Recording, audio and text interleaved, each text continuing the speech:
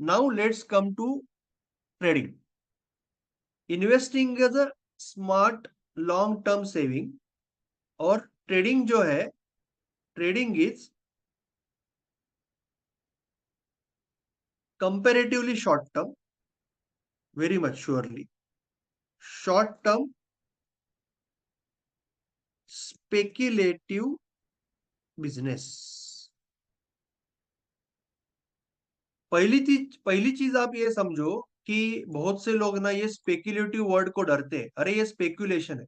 अरे भाई, लाइफ में हम सब लोग स्पेक्युलेशन करते हैं. आज शाम का लेक्चर अटेंड करना है कि नहीं, ये भी स्पेक्युलेशन ही था, पर आपने डिसाइड किया करना है. ठीक है ना. आज रात को खाने में क्या खाना है, वो भी स्पेक्युलेशन ही है. मुझे 11th 10th के बाद कॉमर्स करना है या साइंस करना है, स्पेक्युलेशन है. मुझे कल जॉब को दांडी मारना है या जाना है, स्पेक्युलेशन है. लाइफ में स्पेक्युलेशन होता ही रहेगा.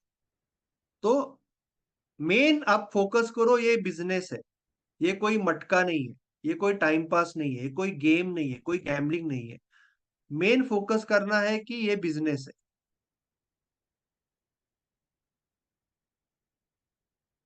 और अगर आप ये समझे कि ये बिजनेस है, देन यू हैव स्कोप. अगर आप ये नहीं समझे कि ये बिजनेस है, और बिजनेस में हर दिन आपको प्रॉफिट नहीं होगा, हर दिन लॉस नहीं होगा, इसमें इनकम होगा और एक्सपेंस होगा.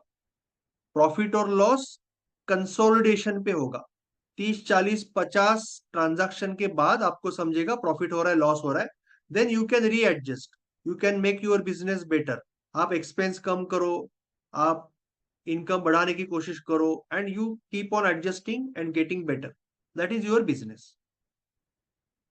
तो ट्रेडिंग एक बिजनेस है. और यहां पे आप यूज करते हो फंडामेंटल एनालिसिस.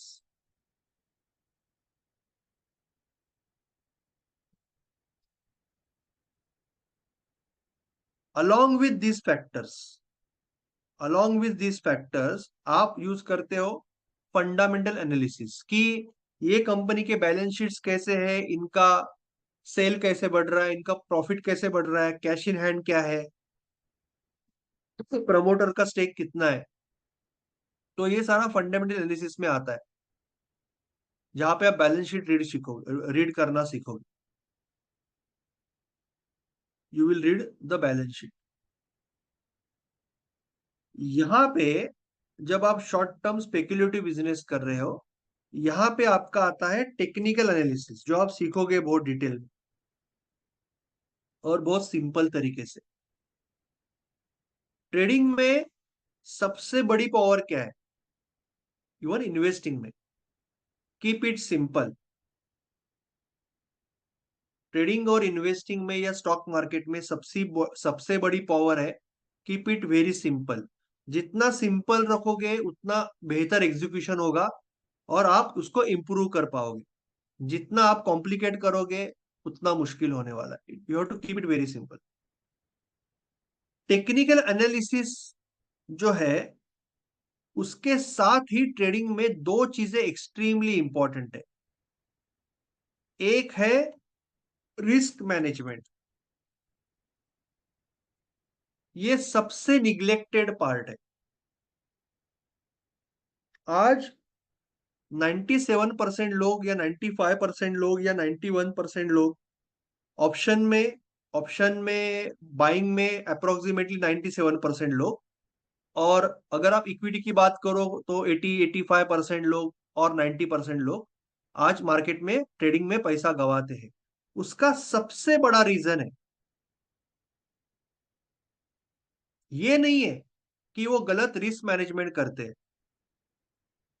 उसका सबसे बड़ा रीजन है कि उनको रिस्क मैनेजमेंट क्या होता है ये पता ही नहीं है. यानी ये ऐसे हो गया कि एक्सीडेंट इसलिए नहीं हो रहे कि लोग हेलमेट नहीं पहन रहे. एक्सीडेंट इसके लिए हो रहे कि हेलमेट होता है यही पता नहीं है. इस हद तक लोगों को अनअवेयरनेस है about 1% rule, risk management, capital को कैसे प्रिजर्व करना है, कैपिटल को कैसे यूज करना है, पता ही नहीं है. इंडिया शायद ओनली कंट्री है जहां पे आदमी डायरेक्टली ऑप्शन बाइंग में आता है। अभी आप आ गए हो तो ठीक है, आप यहाँ साइकोलॉजी सीख के अच्छा करोगे, डोंट वरी, बट बोल रहा हूँ। और बेचारों को ये भी पता नहीं होता है कि मैक्सिमम डीके एटीएम में होता है, रिस्क मैनेजमेंट कैसे करना है। तो वो 5,000 10,000 5,000 10,000 गवाते जाते कॉन्फिडेंस जाते जाता है, और फिर सारी दिक्कतें आती है। और मार्केट में भी वही बताया जाता है कि आप 5,000 से चालू कर सकते हो, लखपति बन कर सकते हो। बट लखपति डायरेक्टली अगर आप साइकोलॉजी के बिना मार्केट में जाते हो तो फिर एक करोड़पति का ही लखपति बन जाता है, बाकी कोई लखपति नहीं बनता। पहले जो करोड़पति होता है वो लखपति बन जाता है। तो risk management is extremely important, and then your trading psychology. अभी ट्रेडिंग साइकोलॉजी जो है ना, इसमें दो चीजें हैं। एक है, वो है सेल्फ, एंड देन है इट्स अ मार्केट सेंटिमेंट्स।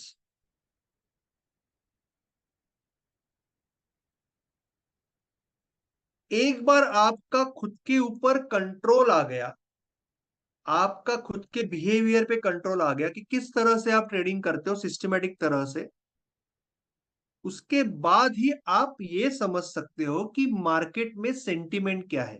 इसका मतलब क्या इस वक्त इस स्टॉक में या इस ऑप्शन में बायर्स हावी है सेलर के ऊपर, बाइंग इंटरेस्ट है या सेलिंग इंटरेस्ट है, और वो कितना ज्यादा है। जितना ज्यादा है उतना अच्छा है। पर ये समझने के लिए पहले हमें हमारे होशो हवास में होना चाहिए। उसके लिए सेल्फ कंट्रोल, खुद का साइकोलॉजी ज्यादा इंपॉर्टेंट है। खुद का साइकोलॉजी समझा तभी मार्केट का सेंटीमेंट समझेगा।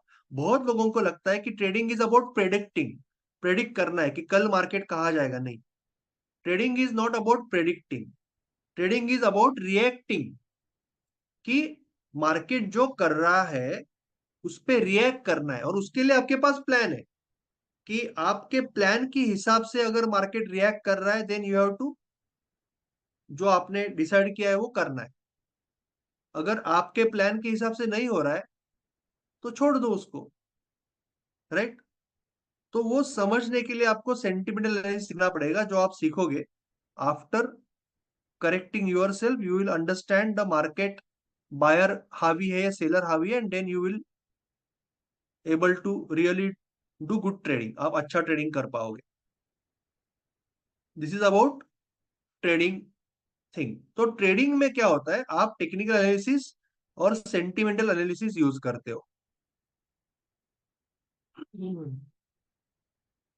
सेंटिमेंटल एनालिसिस यूज करते हो। Now if you understood this basic things जो मैंने यहाँ पे एक्सप्लेन कर दी, रादर देन पीपीटी में कुछ रीड करने से अच्छा,